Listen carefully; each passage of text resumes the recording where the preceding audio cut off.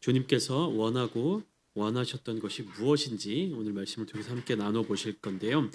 지난 시간에 예수님께서 성만찬을 준비하라는 명령을 내려주셨고, 오늘 본문을 통하여 성만찬에 대해 분명한 말씀, 분명한 메시지를 주고 계시는 모습을 우리는 알 수가 있습니다. 오늘 본문의 시작은 때가 이르매라는 단어, 문장으로 시작되고 있습니다. 때가 이르매. 예수님은 때를 따라 그 삶을 살아가셨습니다.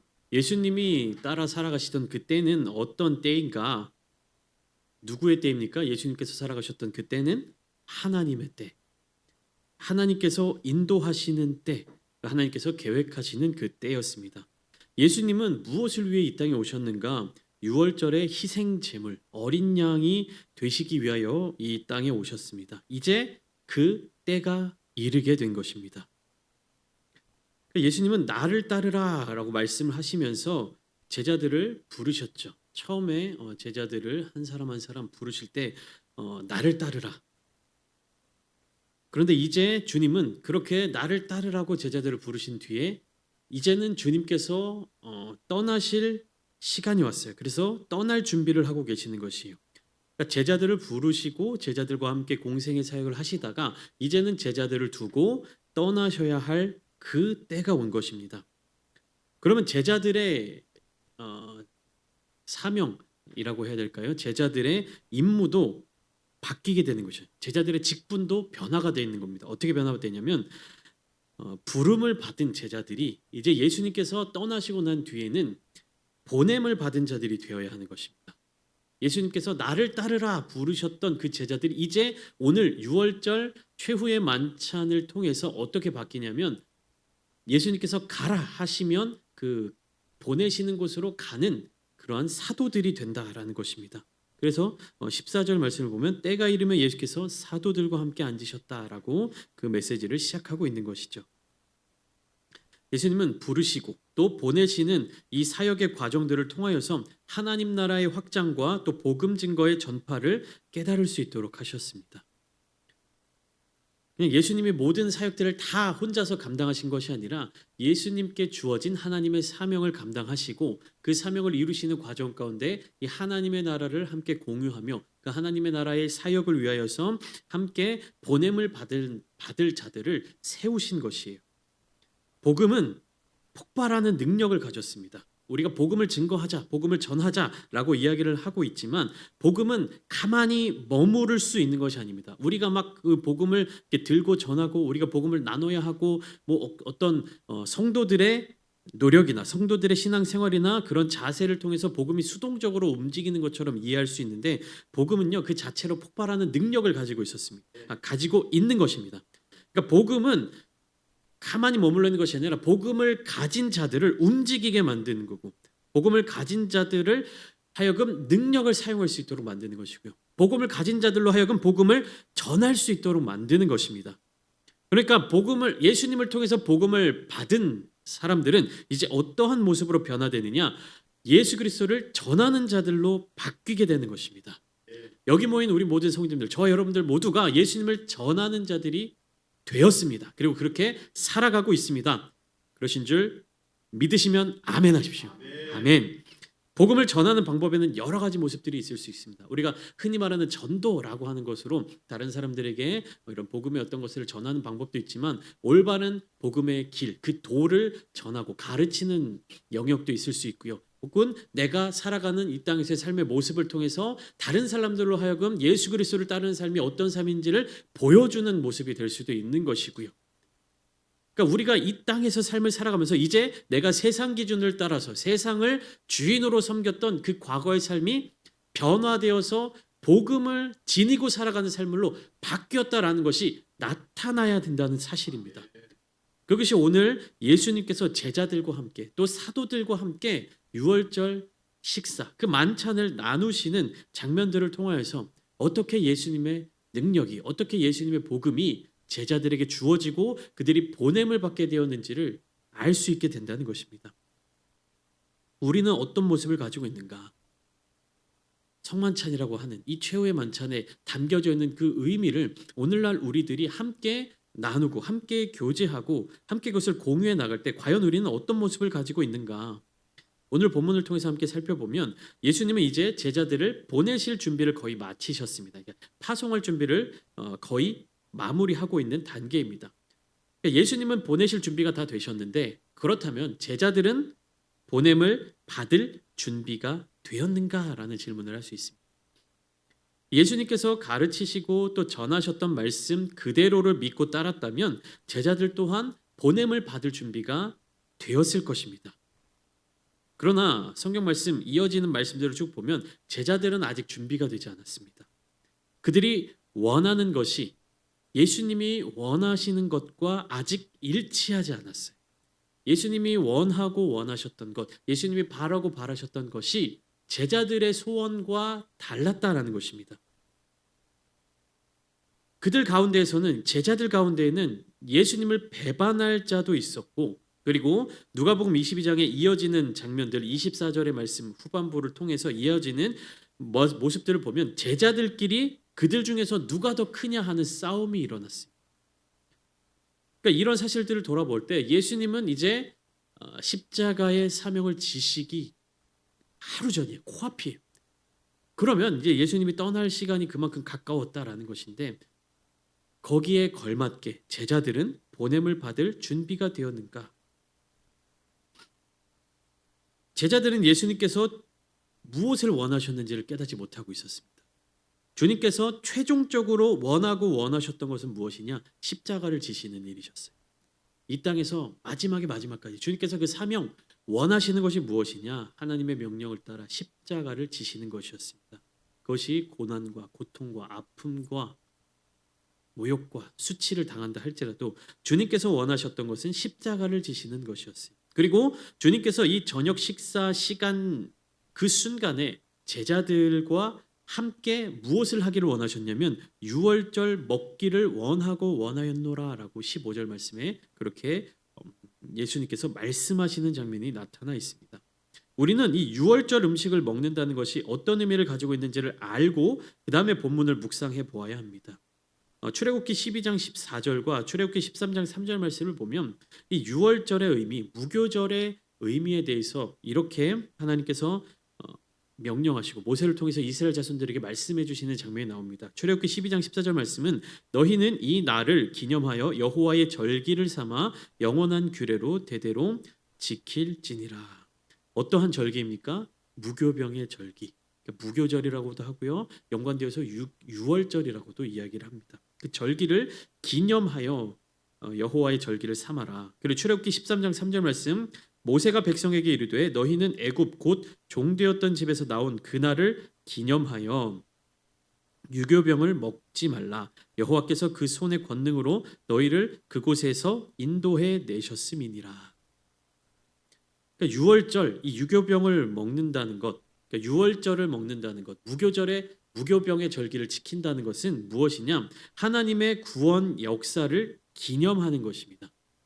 그리고 성경 속에서 기념한다라는 단어는요 무엇을 연결하냐면 기억한다는 것이에요. 잊지 않는다라는 것입니다. 그러니까 구원의 주권이 누구에게 있다? 하나님께 있다. 전능하신 하나님께서 그 손의 권능으로 묶여 있었던 곳, 또 죽음의 권세, 포로된 곳에서 생명으로 인도하여 주셨다는 것을 기억하는 일입니다. 그것이 유월절을 먹는다는 것의 의미인 것입니다. 출애굽한 이스라엘 백성들, 출애굽한 그 밤에 있었던 일, 그 밤을 기념하는 것이 바로 유월절이고 그리고 유월절을 먹는다는 것은 그때로부터 계속해서 하나님의 명령을 따라 이 날을 기념하여 절기를 삼아라. 그래서 영원한 규례로 지켜라. 이렇게 명령하셨던 그 명령을 이어서 지켜오고 있었다라는 것입니다. 중요한 것은 이것이에요. 하나님의 구원 역사를 기억하는 것. 본문 14절은 때가 이르매라는 이 문장으로 시작됩니다. 설교 초반에 말씀드렸던 것처럼 때가 이르매, 이것은요 우리가 그냥 성경을 쭉 통독해 가다 보면 그냥 자연스럽게 저녁 식사 시간이 되었구나 이렇게 받아들일 수 있습니다. 그런데 이것은 식사의 시간이 다 되었다라는 의미가 아니에요. 밥 때가 다 되었음에 이게 아니에요. 그러니까 밥 먹을 때가 됐다 이런 의미가 아니라 어떤 때가 이르렀냐, 예수님께서 십자가를 지실 시간이 가까이 왔음을 의미하는 것입니다. 그러니까 하나님의 때가 이르렀다. 하나님의 뜻이 담겨져 있는 하나님의 계획이 이루어지는 특별한 역사의 순간, 그 시간이 다가오고 있다라는 의미입니다. 그리고 이 때가 이르면 예수께서 누구와 함께 앉았다라고 성경은 기록하고 있습니까? 사도들과 함께 앉았다. 그러니까 12명의 제자들이죠. 사도들이. 제자들이라고 표현하지 않고 성경은 지금 사도들이라고 표현하고 있습니다. 제가 제자와 사도에 대한 원어에 대해서 한 번씩 설명을 드리고 있는데, 제자는 마데테스라는 단어인데 이것은 따르는 자 혹은 배우는 자라는 의미를 갖고 있습니다. 직역해 보면 따르는 자, 배우는 자. 그런데 사도라고 번역하는 이 아포스톨로스는 뭐라고 말씀드렸죠? 보냄을 받은 자. 그러니까 제자는 따르는 자이고요. 사도는 보냄을 받은 자. 그러니까 사명을 지니고 어떠한 곳을 향하여 가는 사람을 의미합니다. 전쟁터 가운데에서 어떤 지휘관의 전령을 가지고 명령을 가지고 목적지를 향해서 가는 그 존재를 사도라고 이야기를 했습니다. 그러니까 사자라고도 이야기하고요. 전령이라고도 이야기하는 그러한 원어를 살펴보면 이러한 뜻이 있습니다. 그러니까 어떤 특별한 목적을 가지고 보내심을 그 장소를 향하여서 목적을 이루게 하여서 보냄을 받은 자, 그곳을 향하여 나아가는 자가 바로 사도입니다. 그러니까 이 유월절의 식사 시간이 되어서 예수님은요 제자들을 어떻게 품고 계시는 겁니까? 사명을 주어 보내시려. 그 계획을 하나님의 뜻대로 하나님의 계획대로 이루어가고 계셨습니다. 그래서 15절부터 16절까지 예수님께서 원하고 원하였노라라고 이렇게 말씀하고 있는데요. 예수님은 이제 유월절 식사가 끝난 후에 어떠한 길로 걸어가셔야 됩니까? 십자가의 길, 고난의 길로 걸어 들어가셔야 됩니다. 유월절 식사를 마친 그날 밤에 유다의 배반으로 말미암아 로마의 군인들에게 끌려가고 재판받고 그 모든 과정들이 순식간에 일어나는 것을 우리가 알 수가 있습니다. 이제 고난을 받기 전 제자들과 함께 마지막 식사를 나누는 때인 것이에요. 그러니까 예수님이 이 땅에서 제자들과 함께 나누는 마지막 식사의 시간이었다. 그렇기 때문에 제자들과 함께 유월절 먹기를 원하고 원하였다라고 말씀하시는 것입니다. 그렇다면 제자들과 이 식사의 자리 가운데 함께 시간을 보내시면서 무엇을 전하고 싶으셨는가? 예수님은 이 식사의 자리를 통하여서 과거의 구원 역사를 통하여 미래의 구원을 소망하는 믿음으로 이어지기를 바라셨던 것입니다. 다시 말하면 유월절이라고 하는 이 과거의 역사, 출애굽이라고 하는 이 과거의 구원 역사를 통하여서 예수님께서 이루실 미래의 구원을 소망할 수 있도록 제자들이 그것을 깨달을 수 있기를 원하셨다는 것입니다. 식사의 자리에서 예수님은 먼저 잔을 받아 감사기도 하시고 제자들에게 서로 나누라고 말씀을 하십니다. 우리가 익히 잘 알고 있듯이 성만찬의 나눔은 무엇입니까? 예수 그리스도의 몸과 피, 그리고 예수 그리스도의 생명을 함께 나누는 의미를 지니고 있습니다. 여러분, 사도들은요, 보냄을 받은 자들은요, 예수 그리스도를 먹어야 하는 것이에요. 그러니까 예수 그리스도를 먹지 않으면 변하지 않고 또 먹지 않으면 그리스도로 삶을 살아낼 수가 없다는 것입니다.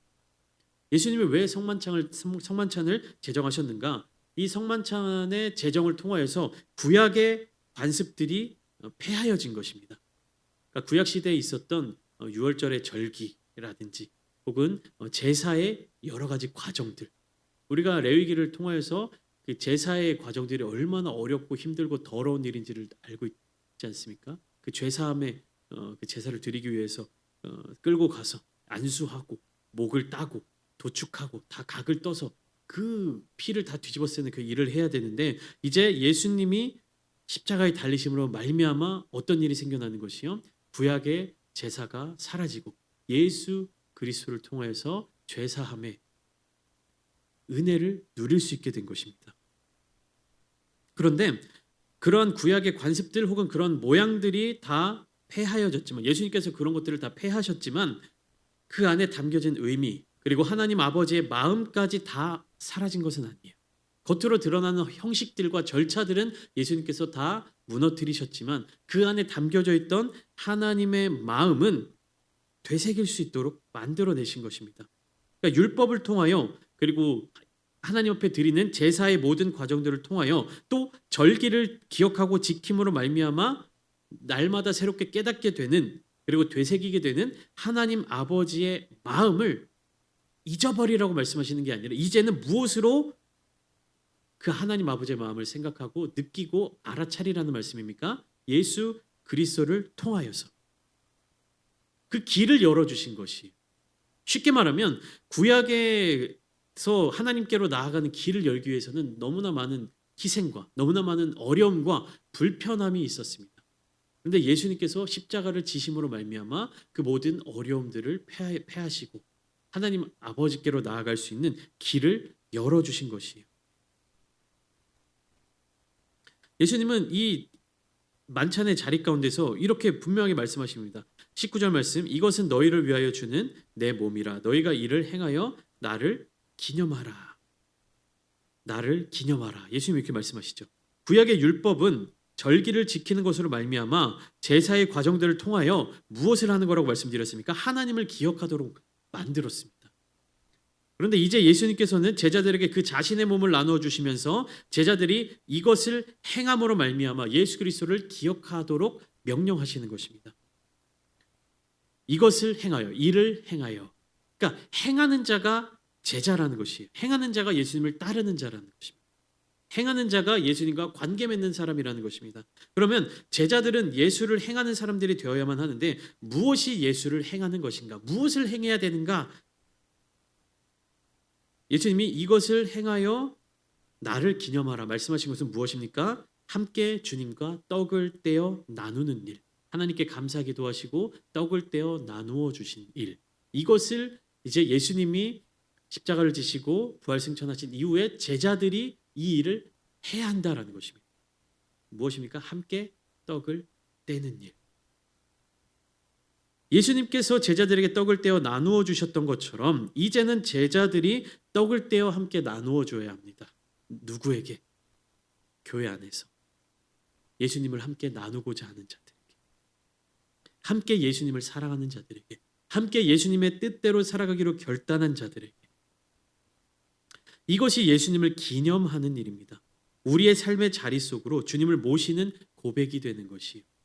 구약의 시대에는 예수님이 오시기 전까지는 그 제사의 자리, 그 제사를 드리는 그 순간에 하나님께 예배가 되고 그 순간에 나의 죄가 사하여지고 그 순간을 통하여서 내가 용서받고 이런 과정들이 있었지만 예수님께서 이 성만찬을 통해서 또 십자가를 통하여서 우리에게 무엇을 주신 것입니까? 삶의 모든 순간이 예배다. 삶의 모든 순간이 하나님을 기억할 수 있는 날들이다. 삶의 모든 순간이 주님과 함께하는 날이다. 삶의 모든 순간을 통하여서 우리의 죄를 사함받고 하나님께로 나아갈 수 있다는 것을 가르쳐 주신 것입니다. 구약시대 때는 어떻습니까? 내가 삶을 살아가다가 죄를 지었습니다. 잘못을 저질렀습니다. 그런데 그 순간 바로 제사를 드리러 성막으로, 성소로 찾아가지 않으면 나는 어떤 사람인 것입니까? 죄를 지닌 부정한 사람이 되는 것이에요. 그런 상황에서 삶을 살아가야 되는 것입니다. 그런데 예수 그리스도로 말미암아 이제는 어떻게 되는 것입니까? 내가 있는 그곳에서, 내가 머무는 그곳에서, 내가 기도하는 그곳에서, 내가 함께 떡을 떼는 그 자리 가운데서 예수님을 만나게 되는 것이고 예수 그리스도로 살아내는 것이고요. 그 예수 그리스도를 통해서 하나님께로 나아갈 수 있는 것입니다. 여러분, 회개하는 것이요 우리에게 부담입니까? 아니요. 회개는 우리에게 있어서 축복입니다. 이 자리에서 우리가 회개하면 하나님이 그것을 받아주신다는 것이에요. 제사의 장소로, 그 자리로, 성소로, 성막으로 우리가 짐승들을 끌고 가지 않더라도 나의 잘못을 성령 하나님께서 깨닫게 해주시고 그 순간 우리가 예수 그리스도의 이름을 통하여서 하나님께 고백하고 회개하면 그 자리에서 죄사함의 은혜를 우리가 누릴 수 있다는 것입니다. 우리의 삶을 통하여서 예수 그리스도가 나타내 보여지시는 것, 우리의 삶을 통해서 그 순간 하나님의 은혜를 날마다 사모하며 누리며 살아갈 수 있는 것, 이것이 주님께서 원하고 원하셨던 일. 20절 말씀을 보시면 예수님 또 이렇게 말씀하십니다. 잔을 함께 나누시며 이 잔은 내 피로 세우는 새 언약이니 곧 너희를 위하여 붓는 것이라. 누구를 위하여 붓는 것이라고요? 너희를 위하여. 예수님은 제자들을 위해서, 너희를 위하여, 우리를 위하여, 나를 위하여 그 피를 흘리셨습니다. 새 언약이라는 말씀은 그 이전에 옛 언약이 있다라는 말씀이죠. 우리가 출애굽기를 통해서 나누었던 것처럼 이스라엘 자손들은 시내산에서 옛 언약을 맺었습니다. 그것과 대응하여서 예수님의 잔, 이 보혈의 잔이 새로운 언약으로 맺어지게 된 것이에요. 이제는 짐승의 피로 말미암아 부어졌던 과거의 언약이 아니라 예수 그리스도의 피로 세우는 새로운 언약을 붙들고 살아갈 수 있게 되는 것입니다. 이 피는 우리를 위하여 예수님께서 흘리신, 또 예수님께서 부어주신 거룩한 피입니다. 여러분, 그분이 내 안에 들어오실 때 일어나는 변화가 이제 우리 가운데에서 실현되어야만 합니다. 주님을 내 안에 모시며 살아가는 것, 우리가 주님 안에 머물며 살아간다는 것, 우리의 삶의 자리 가운데 변화가 일어난다는 것을 뜻합니다. 예수님을 기억하며 주님으로 말미암아 살아가야 합니다. 이제는 나의 힘으로 나의 뜻대로 살아가는 것이 아니라 예수님으로 말미암아 살아간다는 것이에요. 예수님을 통하여, 예수님으로 인하여, 예수님으로 말미암아, 예수님 때문에, 예수님을 위하여 살아가는 삶이 우리의 삶이 되어야 한다는 것이에요. 근데 중요한 사실은 그렇게 주님과 함께 유월절 식사를 나누며 또 주님께서 떼어주시는 떡과 잔을 먹고 마셨음에도 불구하고 주님으로 살아가지 못하고 주님을 배반하는 자가 있었다는 사실입니다. 예수님은 그것을 원하지 않으셨어요. 예수님을 원하고 원하셨던 것은 그걸 원하신 것이 아니에요. 예수님을 말미암아 살아가는 것, 예수님과 함께 살아가는 것, 예수님을 통하여 하나님의 뜻대로 살아가는 것. 21절부터 23절까지 말씀을 보면 너무나도 안타까운 말씀을 하시는 거예요. 그러나 보라, 나를 파는 자의 손이 나와 함께 상 위에 있도다. 인자는 이미 작정된 대로 가거니와 그를 파는 그 사람에게는 화가 있으리로다. 그러니까 새 언약, 이 잔을 통하여서 나누는 예수 그리스도의 보혈의 은혜를 나누어 주셨음에도 불구하고 곧이어 무엇에 대해서 이야기하십니까? 나를 파는 자의 손이 이곳에 있다. 가룟 유다에 대한 이야기죠. 혹 어떤 사람들은 이 가룟 유다가 예수님을 팔아 넘겨야만 예수님께서 십자가에 죽으실 수 있기 때문에 이 유다의 배반이 굉장히 어떤 하나님의 섭리 혹은 하나님의 계획, 하나님께서 그렇게 만드셨다라고 주장하는 사람들도 있습니다. 그렇지만 성경은 분명하게 말씀하고 있습니다. 예수님은 분명하게 말씀하고 있습니다. 22절 말씀처럼 인자는 이미 작정된 대로 가거니와 그를 파는 그 사람에게는 화가 있으리로다. 그러니까 가룟 유다가 예수님을 배반하고 팔아 넘겼기 때문에 예수님이 십자가에 달리신 것이 아니라 예수님이 십자가에 달리신 것은 무엇입니까? 이미 작정된 대로 그대로 흘러가는 분명한 하나님의 뜻이었다는 것입니다. 다시 말하면 유다가 배반하지 않았어도 예수님은 십자가에 달려 돌아가셨을 것이라는 사실입니다. 그러니까 유다가 뭔가 굉장한 결단을 내리고 굉장한 희생을 한 것이 아니에요. 유다는 예수님과 함께 생활하고 예수님과 함께 머물고 예수님과 함께 동행했지만 주님의 뜻을 깨닫지 못하고 주님을 사랑하지 못하고 주님보다 다른 것을 더 사랑했던 죄인이었습니다. 돌이키지 못한 죄인.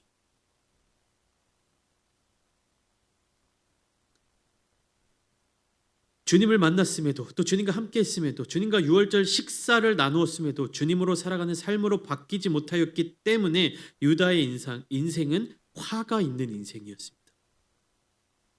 그는 주님을 주인으로 삼지 못한 사람이었습니다. 사랑하는 성도 여러분, 이 성만찬의 예식, 이것이 예배이고 함께 떡을 떼며 예수 그리스도를 나누는 것이 바로 오늘날의 예배의 시작이었습니다. 그것이 교회의 시작이었습니다. 그런데 함께 떡을 떼면서 함께 잔을 나누면서도 예수 그리스도를 나누지 못하고 예수 그리스도를 가장 사랑하지 못하고 예수 그리스도보다 더 사랑하는 것들을 마음에 품고 살아가는 사람들은 유다와 같은 자들이 될 수 있다는 것입니다. 교회 안에 머물고 있다고 해서 주님과 함께 식사를 하고 있다고 해서 무엇인가 교회 내에서 대단한 역할을 감당하고 있다고 해서 안심할 수 없다는 사실입니다. 주님만을 바라보십시오. 주님을 우리 마음속에 품으며 살아가십시오. 날마다 주님께서 떼어주시는 그 주님의 육신을 통하여서 주님의 보혈의 은혜를 통하여서 매일매일의 삶을 살아내는 여러분들이 되십시오. 그것이 우리에게 주신 은혜입니다.